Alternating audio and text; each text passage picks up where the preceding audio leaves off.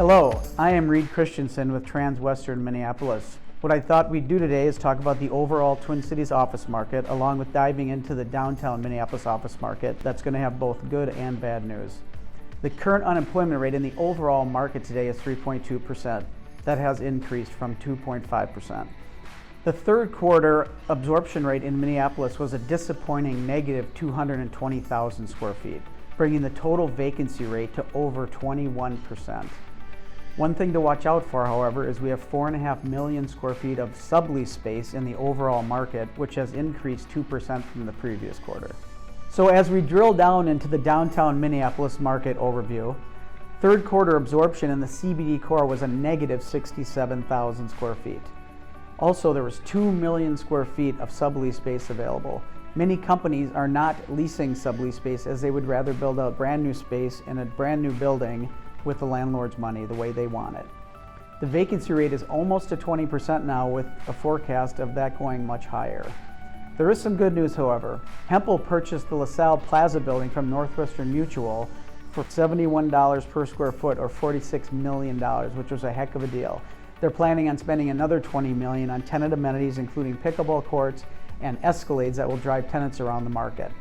Also, Spear Street Capital out of San Francisco bought the office portion of the RBC Gateway building from United Properties for $225 million, or $400 per square foot. The building is fully leased at very high rents and is a brand new office property in Minneapolis.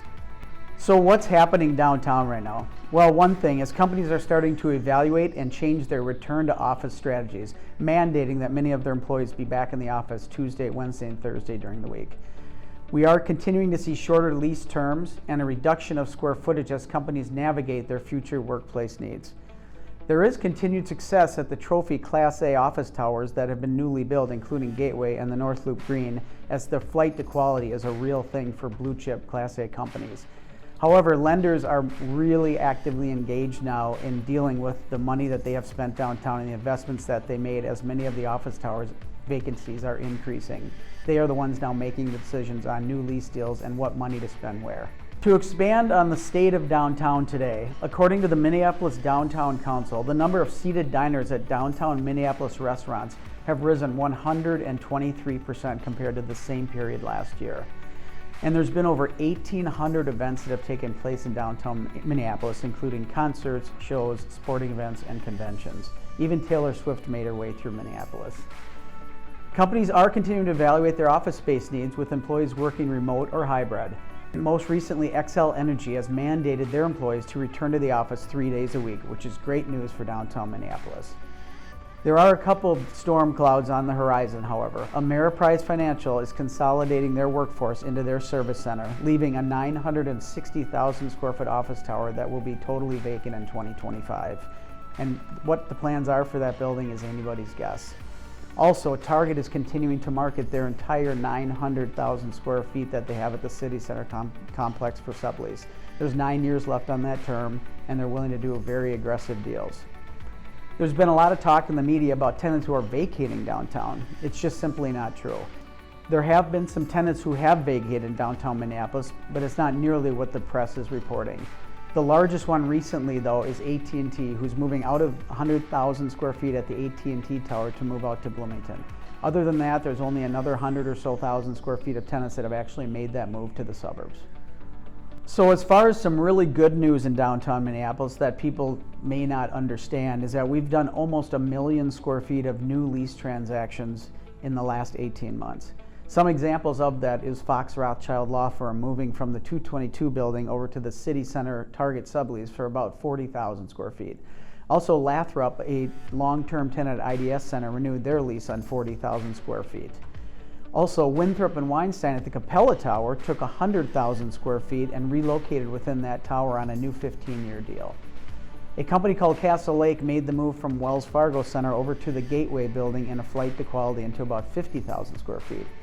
The Dayton's project has seen some recent success with many Target vendors, and also Prudential, who is moving into the building into about 30,000 square feet. A large transaction that moved from the core of downtown at US Bank Core that is moving to the North Loop Green building is Piper Sandler for about 120,000 square feet to kick off that new development, another flight to quality deal. And also KPMG, a big name in the market, is moving from Wells Fargo Center also to the North Loop Green building, again for the flight to quality. So the flight to quality is a real thing. And some great news we just heard about hot off the press is that US Bank is renewing their lease in downtown Minneapolis for about 400,000 square feet at their namesake building, US Bank Corp. One thing we pride ourselves at Transwestern is market data. We have a CB stat comparison that we track every quarter and update vacancies, operating expenses, net rates at the top 20 Class A office towers. I was recently asked by a client who has a full floor available on the 21st floor how many other full floors are available above the 20th floor. So I thought I'd look into our research, and what I found is that there's 60 full floor vacancies above the 20th floor in downtown Minneapolis. That is going to create quite a bit of competition for full floor office users above the 20th floor in downtown Minneapolis. A strategy that's being employed by many office tower owners today is building fully furnished, ready to go spec suites. This is one way to combat the 60 full floors of office space above the 20th floor. Today in the spec suite, there's 88 spec suites available with an average size of about 6,000 square feet, meaning there's 560,000 square feet of built out, ready to go, furnished spec suites available for tenants today. This represents 1.8% of the entire downtown market and 8% of all the vacancy in downtown Minneapolis. Spec suites are not cheap to build or furnish, but what happens is spaces get leased faster at higher rental rates. The average build-out cost in a spec suite is about $85 to $90 a square foot, with furniture coming in at $20 to $25 per square foot. Oh, and since we're talking about spec suites, it would be great if you check out our listings and the large number of spec suites that we have available at SPS Tower, RSM Plaza, Baker Center, and Fifth Street Towers. Make sure to look those up. So that's my Q3 wrap-up. I never thought I'd say it, but I've never been happier in my car on the way to work in rush hour or standing in a long line at one of the lunch places in the Skyway in downtown Minneapolis. Click on the link within this post to take you to our full Transwestern market report, and thank you for the time.